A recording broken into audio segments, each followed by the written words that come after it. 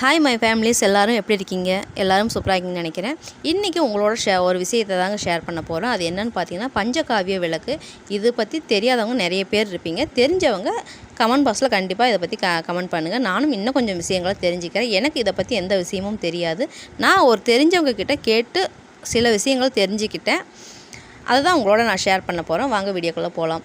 இந்த தீபம் ஏற்றுவதால் நம்மளுக்கு என்ன பயன் இருக்குது? இது என்ன பிரச்சனைக்காகலாம் இந்த தீபம் ஏற்றும்? என்ன வேண்டுதலுக்காக இந்த தீபம் ஏற்றணும்?